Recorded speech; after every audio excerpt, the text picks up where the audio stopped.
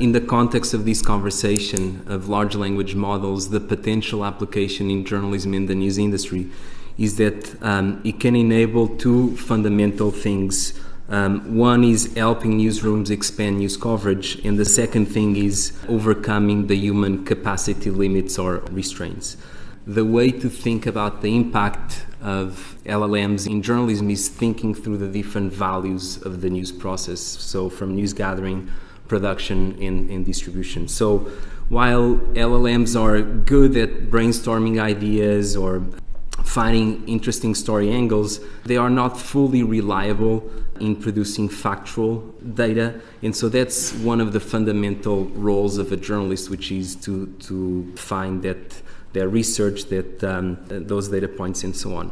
But when it comes to production, so starting with the assumption that we do have those interviews, those data points, transforming their raw data into a story, that's something that a large language model excels. And so if we think about functions that are related to repurposing information, curation, summarization, those are perhaps the roles that are at the highest risk. And then the third sort of area of impact will likely be the distribution of this information. So we are today used to consume news on mobile devices, and perhaps we find news stories on social media or search engines. It's likely that the emergence of language models will lead to a change in the behavior where the consumer expects to converse with information rather than passively consuming it. At the end of the day, for this hopeful and positive vision of LLMs come to fruition as it relates to the news industry, there are two fundamental challenges to be addressed.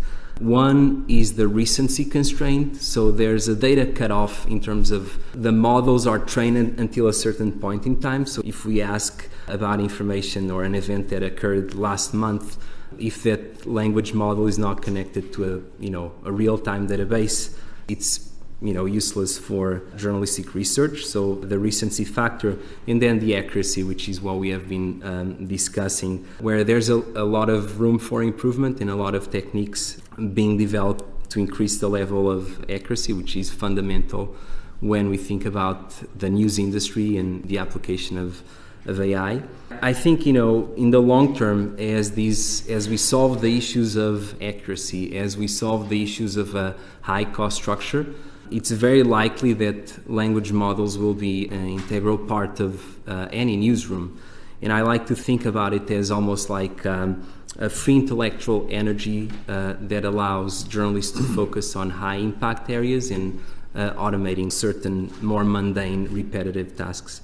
There's also business and legal challenges that the news industry is reflecting on, specifically the fact that AI models rely heavily on news data to train their models, in addition to books and other sources. But publishers, the providers of this data, are not necessarily compensated. And so the reason I bring up this is for us to have a long-term sustainable AI sector, we need an equally sustainable news sector because it's the source of high quality information. So there's these two aspects to consider. One is the accuracy and the technology considerations, but also how we think about the business and the legal frameworks that exist today.